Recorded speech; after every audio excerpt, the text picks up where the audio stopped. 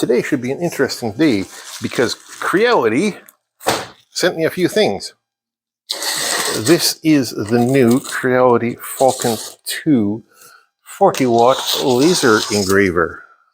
It's the upgrade from the Falcon 2 22-watt that I got last year or thereabouts, and I am interested to see what the differences are and what makes this one better than the one I've already got. So I'm going to just quickly unbox it and we'll take a look, see what all is in here.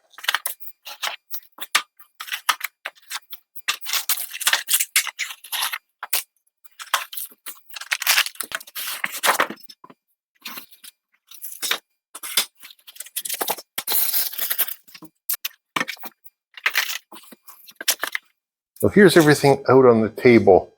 We have the main unit, which to my initial view looks very much like the earlier model. I'll get them side by side in a bit. We have a nice thick manual with lots of color pictures and stuff. It looks like half of it's English and half of it's Chinese. Power cord, air pump, same as the previous model. Accessory package, including Allen key, a couple of USB cables, the focusing block, a little cleaning brush, USB to USB-C adapter, some screws, a little spring ring thing, not quite sure what that's about. We have an air hose. We have, this is an exhaust hose. We've got some sample materials. We've got the safety glasses, very important. We have a little accessory kit here containing all those things. We have a base plate tray, which is actually a drawer that goes in the bottom there. We'll look at that later. And we have not one, but two laser modules. This one in the anti-static bag is the 40-watt, 24-volt, 455 plus or minus 5 nanometer laser. But in addition to that, we also get a 1.6 watt laser module. Now, why would you want two laser modules, especially one that's much lower power? Well, this little guy is a slightly different wavelength, as I said, 1.6 watts. But the main reason is, well, there's two reasons actually. One, the lower power laser has a much narrower beam, makes a narrower kerf when you're engraving. And the other reason is to do partly with the software. The software, when you're controlling the laser, controls in a percentage of total power. So if you want only like a half watt for engraving something really soft, like cork or something like that, then that is a really small percentage of the big laser. But this one, you're running it at about 30%. So you can get a little bit more control, a little bit finer control at the low end if you're engraving delicate things. And in addition to that, we have some extra frame pieces here. We have some tinted acrylic for the sides and top of the machine, which will enclose it fully, which is the biggest benefit, I think, of this, other than the power, is that it is fully enclosed and it's got an exhaust fan to go with the hose that we saw earlier to vent it out. So you don't have to build a big janky wooden box for the open frame machine. It's already got it. Of course, we can't forget the main power supply. It is a 24-volt, 10-amp power supply, which should be more than adequate to power the laser. These other smaller boxes are an accessory pack, an optional accessory pack. I will crack these open later once we get the main unit assembled. To assemble it, I am just going to follow the step-by-step guide in the manual here. Some lasers use a honeycomb bed for a work surface. This one has a bunch of slats that you can install in whatever spacing you need inside here. The original one didn't come with it. It was an option that I didn't get. But this allows you to basically get air through, if you're doing a through cut, to let the air circulate so it doesn't stain and burn the backside of your piece. You can set it that direction up if you want a nice narrow point of contact above your piece, or you can set it that way if you want a lot more contact which would be useful if you're cutting out really tiny pieces. You don't want them falling through. Ooh, that slides nice. So that drawer both seals off the bottom, creates a bottom sheet, metal sheet, so the laser doesn't burn your table, and it catches any small bits that happen to fall out when you're cutting. And it runs on nice little rollers. There's the top piece assembled. It's a lot more difficult than the instructions show. Getting the back curved piece in is one of those jobs that takes about 6 hands. You screw the bottom piece on, and that stiffens it up significantly. And then this front roll top desk kind of thing just slides right in nicely. And after that, this little light bar piece goes on the front and screws on, and then we carry on. We'll add the laser module on. It just goes onto these dovetails here and slides down. There's a couple of set screws around the side. And then the air assist hose goes onto there. Velcro these guys together to keep them out of trouble. The air assist pump connects to the main unit through this little plug here for the air, and then the power and control cable plugs in there. And there's the air volume adjustment, same as on the other unit. At this point, we set the cover down on top of the unit. With these side panels screw onto the main frame and the top frame, and that's what holds the whole unit together. That's kind of slick. It's a little bit hard to see, but inside the front of the unit, the connector for the light bar plugs in there. Easier with 2 hands. So there's how the cabling is supposed to look. There's the cable for the, it goes back to the fan. It just runs along a groove in the chassis. And there is the connector for the light. And I guess that also runs power to the fan as well. And pretty much the last step is just hooking up the exhaust hose with this nifty little clamp unit. And that'll keep all the pollution on the other end of this hose outdoors where it belongs, so that you can have some harmony in your indoor laser cutting. So there is the two brothers side by side, the Falcon 2 22 watt on the left and the Falcon 2 40 watt Pro on the right side. They take up exactly the same footprint in this dimension and this dimension on the workbench. They obviously, this guy is taller, but it has the benefit of being enclosed to keep both the laser light in and the smoke contained and sent to where you need it to be. Very, very cool. So as before, there's 3 different shutoffs. There's the key switch, which you can walk and take the key with you. There's the emergency stop switch. And then there's the main power switch on the side. As soon as you fire it up, the air pump starts. After about 30 seconds, if you don't do anything, it shuts off and just waits for further commands, or you can turn it down using the control on the side. That is exactly the same as the 2 of them. There's manual controls on the front here, or you can push that around and set it to home, just exactly the same. You can run it from a G-code file on the SD card slot on the side, or the way that most people will run it is by connecting USB-C on the side to a computer and sending code to it that way. For my first test, I have a piece of test code on there, test G-code. It runs G-code, and that creates this grid of varying intensity from 100% and slow speed up to 10% and real high speed. I will just use the other side of the same piece of plywood in there. Before doing anything, we'll set the focal distance with this low-tech little chunk of metal here. It's not the slickest thing in the world, but it does the job. There is a safety switch on this lid.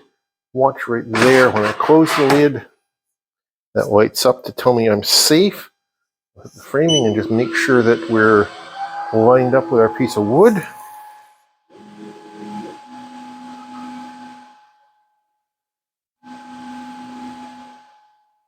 Looks like it is. Away we go. This will take a couple of minutes.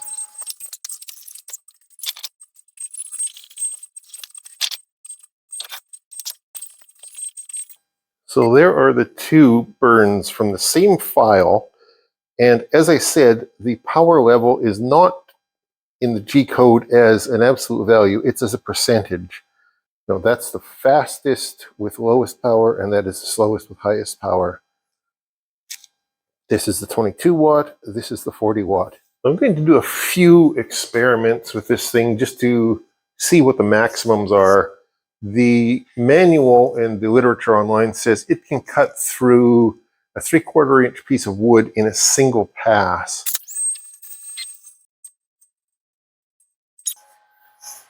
Okay, let's see what we got. Yup, single pass, 25 millimeter hole, straight through a piece of 3/4 inch wood. That is impressive. That took me a few tries to get the settings right, but as you can see, it was going right through and was making a mark in the paint underneath here. So we have a success, and there's some of the bits out at the bottom. Cool. And in this case, because I'm burning onto stainless steel, I am using maximum power and relatively slow motion. I just want to see how much of a mark it can make in a piece of stainless steel. This thing's 2 or 3 millimeters thick, so I'm not expecting it to burn right through it. This isn't that powerful a laser, but I'm hoping that it will make at least a bit of a mark in it, something permanent. We'll find out in a minute. That looks like it is actually a very deep etch, and it's hot to the touch. Didn't discolor the backside of it, but I can feel that. That is three-dimensional. That's in there. Having access to this new power opens up a bunch of possibilities. Yeah, I can feel that. That's got some depth to it. That's pretty cool. Just in case you wanted to personalize some rusty old iron, that opens up some interesting possibilities. And yes, the code does actually scan. Anyway, that's enough playing with that for now. Let's see what's in these other packages that were sent along with it. Let's go into this one first, just for no particular reason, other than it's right on top of the pile. Ah, this is what Creality calls the rotating kit. This basically replaces the one axis and allows you to engrave on round things, just like it shows there. It's got a neat little, like a lathe chuck almost on that end. Comes with a little quick start guide. Little, looks like a transparent tape measure. The tailstock slides on there and adjusts for length, and you can just walk it down. It's spring loaded. And then, yeah, we just have a little chuck here, which I guess there is, how do we, oh, okay.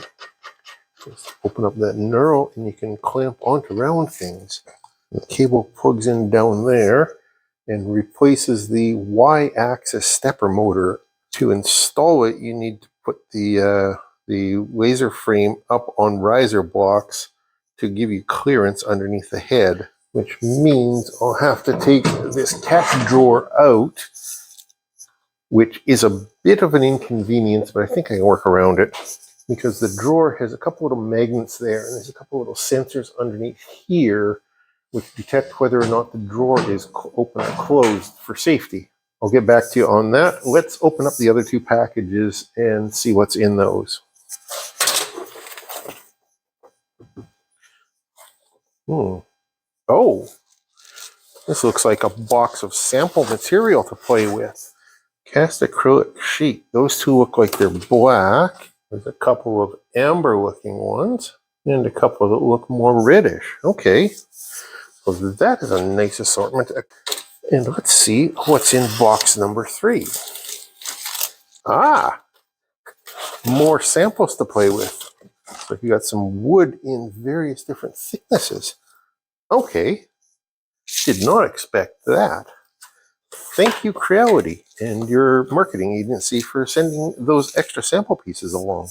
Another feature this unit has that the older version doesn't have is it has a camera mounted up there, which is why it came with two USB cables, one for connecting to the laptop for control, and the other one for going to the camera. And the camera, as you can see, gives us a nice top-down view. And what that is for is if you're using Lightburn software, you can actually calibrate the camera to line up with your code so that you can actually overlay things. So in order to calibrate the camera in Lightburn, I had to put this test card in a bunch of different places and have the camera scan it and adjust the lighting until it could read it.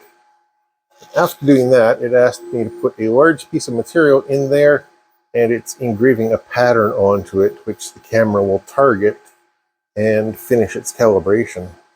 And here's where the camera comes in handy. When you want to align a new piece of engraving or cutting with available space on your workpiece, or in this case, I'm going to try and put it in the middle of that circle right there.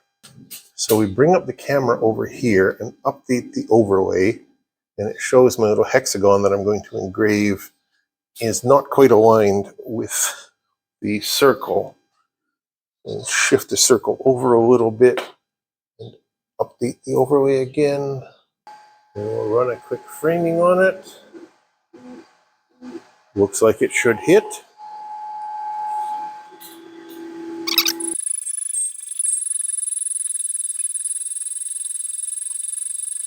And there we go, our hexagon positioned pretty much exactly where we set it.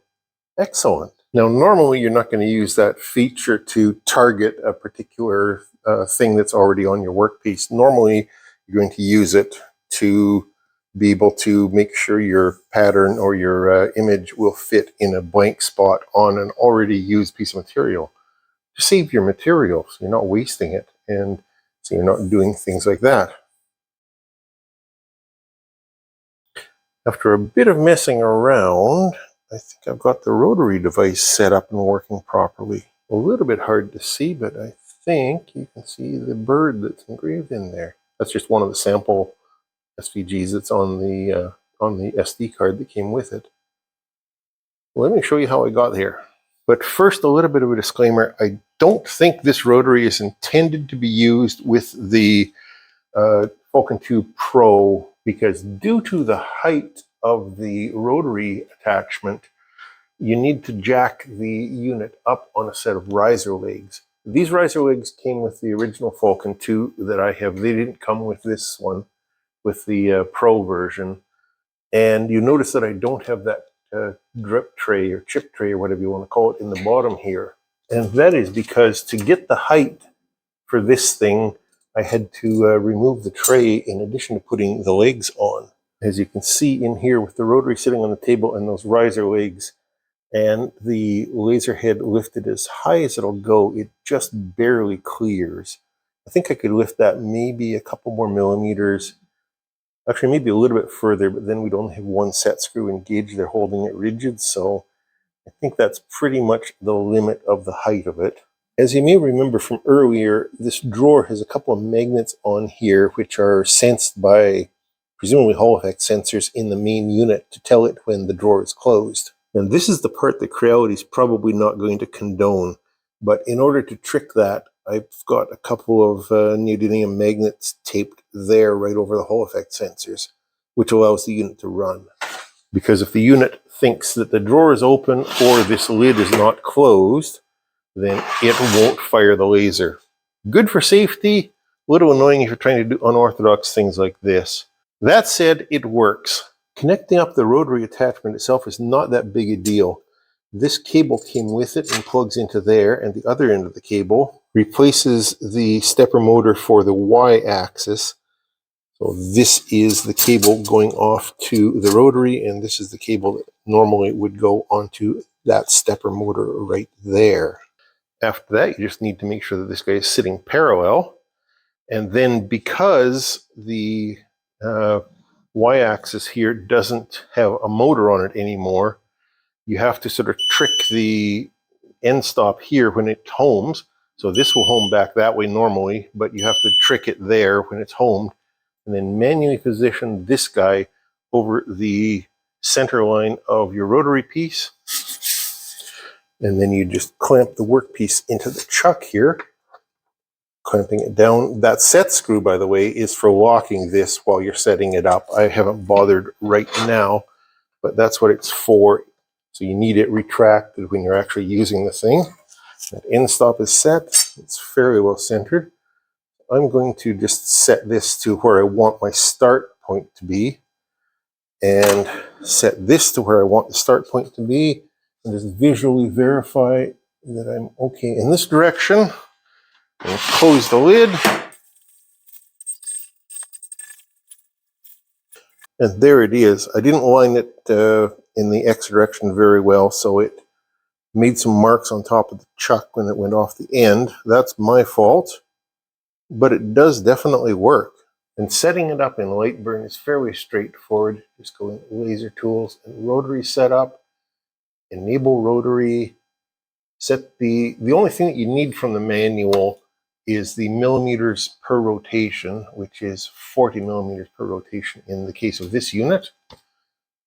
And then you need to measure the diameter or circumference of your workpiece, and that's going to change with every single workpiece.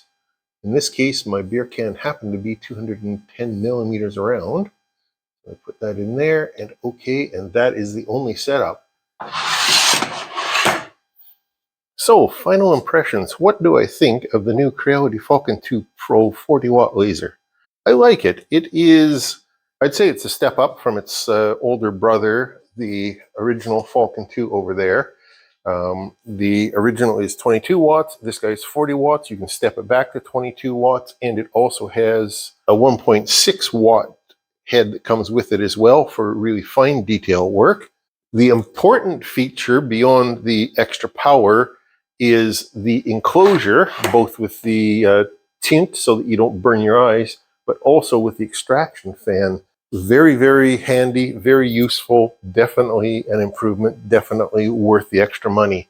And then, of course, there's this tray down here for catching the bits that drop out of it and providing a metal base so that the laser doesn't shoot through and burn holes in your table. That is the major features that set this guy apart from its older brother. As well, the rotary is a very nice accessory to have. I'm going to experiment with it more in the future on things, maybe glassware, I don't know. Probably stainless steel mugs and things like that, though. I could see it working pretty well for that. And as you saw, I did a number of torture tests just to see what this thing's limits are. I was able to engrave into this rusty old railroad spike, into this stainless steel bottle opener, even into this brass padlock. And as a challenge to the claims on the website, I was able to cut through 3/4 inch lumber in one single pass. And that wasn't even at the slowest speed. I could have gone a little bit faster as well. As I said at the outset, Creality, or their advertising agency, sent this to me to show you, and I believe I've done a pretty good job with that, I hope. Questions and comments down in the description as always. There will be links to this product down there as well. I will put links to a few other reviews of this just in case there's something that I missed or some other features that the other reviewers looked into a little bit deeper than I did. Thanks for watching, everybody. I'll talk to you later.